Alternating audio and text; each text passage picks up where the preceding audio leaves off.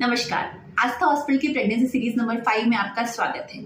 आज हम एक और क्वेश्चन की बात करने वाले हैं जो पेशेंट से बहुत पूछते हैं कि क्या मैम हम ट्रैवल कर सकते हैं प्रेगनेंसी के दौरान?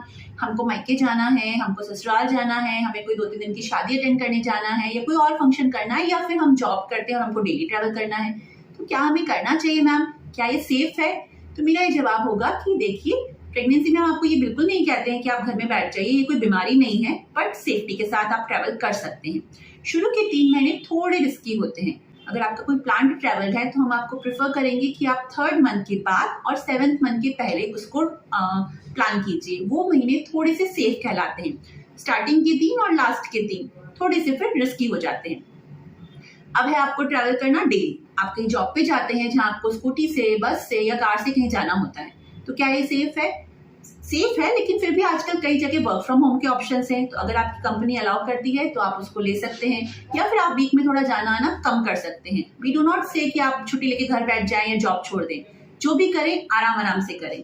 जैसे मान लो आप स्कूटी पे जाते हैं तो अपना सीट हेलमेट, कार से जाते हैं तो सीट बेल्ट, इन सब छोटी छोटी प्रिकॉशंस का ध्यान रखिए। एक मिथ होता है कि कार में हम सीट बेल्ट लगा के रखेंगे तो मेरा बच्चा दब जाएगा। ऐसा बिल्कुल भी नहीं होता है। ठीक है, आप सीट बेल्ट सेफली यूज करेंगे। स्कूटी पे लोग अपनी चुन्नियों का ध्यान नहीं रखते हैं, साड़ी का पल्लू लटकता रहता है। ऐसी कोई लापरवाही नहीं करनी है। अपने को लूज कपड़े पहनने हैं और उनको बांध के ढंग से बैठना है। फुटवेयर, आपकी चप्पलें बहुत अच्छी होनी चाहिए। हील और इन सब चीजों से दूर रहिए। कंफर्टेबल चप्पल पहनिए जिससे आपको चलने में या गिरने का कोई डर नहीं रहे। उसके अलावा आपको अपने सेल्फ ड्राइविंग अगर हो सके तो अवॉइड कीजिए। स्टार्टिंग के 3 महीने में अचानक से चक्कर आ जाते हैं, कभी कभी उल्टी का मन हो जाता है, तो इसलिए अगर कोई है जो आपको छोड़ सकता है और सेफली वापस ला सकता है तो it will be the best thing. उसके अलावा आपको टाइम पे घर से निकलना है, लेट नहीं होना है। लेट करेंगे तो आप फास्ट ड्राइव करेंगे तो फिर रिस्क होगा। इसलिए टाइम पे निकलिए, स्लो आराम से अपने ऑफिस पहुंचिए और वापस से इसी स्पीड से आराम से घर आइए। उसके अलावा अब आपको थोड़ा दूर जाना है। दूर जाने के लिए आपको बाय रोड आपके पास क्या ऑप्शंस हैं? बस से जा सकते हैं या कार से जा सकते हैं। यूजुअली बाइक या ऑटो हम लोग प्रेफर नहीं करते हैं, वो इतने ज्यादा थोड़ा धक्का लगता है। और अगर जाना भी है तो प्लीज आप अपने बाइक वाले ऑटो वाले भैया को बोल के रखिए कि बिल्कुल स्लो स्पीड से लेके जाना है। सो बस कंपैरेटिवली थोड़ी ठीक नहीं होती है, उसमें थोड़ा धक्का वक्का का रिस्क रहता है, बट फिर भी अगर आप जाना चाहें तो थोड़ी आगे सीट लीजिए, टाइम पे पहुंचिए। व्हील के ऊपर वाली सीट या बहुत पीछे वाली सीट पे धक्के ज्यादा लगते हैं। स्लीपर बस आती है, अगर आप उनसे जा सकें तो बहुत ज्यादा अच्छा, उसमें आप थोड़ा कंफर्टेबल रह पाएंगे। बाकी बस की जर्नी ओके है। कार की जर्नी बेस्ट कहलाती है क्योंकि उसमें आपको थोड़ा आराम मिलता है। इवन आप प्रेगनेंसी पिलो आते हैं जिसमें आप पीछे का या बैक का या फ्रंट पोर्शन को आप सेफली यूज कर सकते हैं। पर्सनल कार बहुत अच्छी है। उसके अलावा आता है ट्रेन जर्नी को हम सेफेस्ट जर्नी बोलते हैं क्योंकि उसमें आपको चलने फिरने की लापरवाही जगह रहती है। आप आराम से अपने पैर लंबे कर सकते हैं, इतनी ज्यादा भीड़ भाड़ नहीं रहती है। लेकिन फिर भी ट्रेन में भी चढ़ते समय और उतरते समय दोनों टाइम थोड़ा धक्का लगने का चांस रहता है। तो प्लीज अपने साथ कोई इंसान, एक पर्सन को रखिए जो थोड़ा सा आपको सेफ डिस्टेंस मेंटेन करा के रखे और आपकी सामान चढ़ाने में उतारने में अच्छे से मदद कर दे।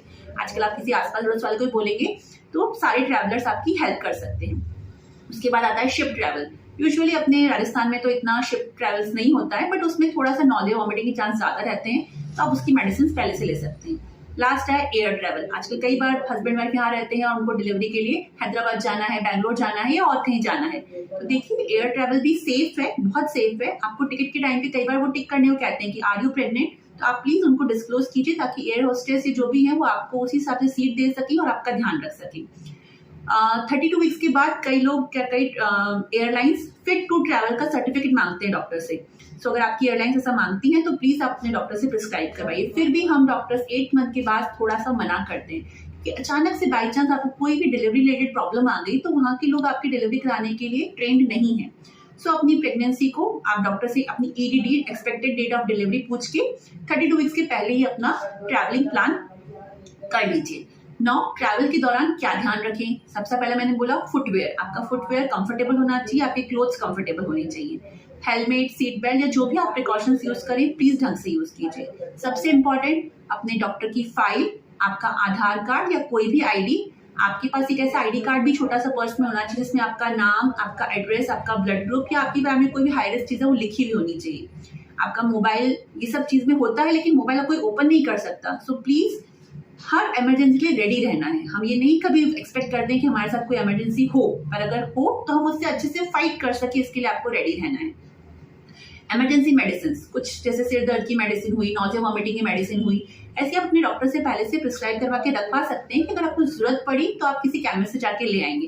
क्योंकि नई जगह पे अचानक से आप 2-4 दिन के लिए गए हो, आप किसी डॉक्टर को ढूंढना या दिखाना यूजुअली अवेलेबल नहीं होता है। आजकल जो भी मोस्टली डॉक्टर्स होते हैं वो व्हाट्सएप पे भी अवेलेबल रहते हैं, तो आप उनको मैसेज करिए, बट अपनी फाइल हमेशा अपने पास रखिए।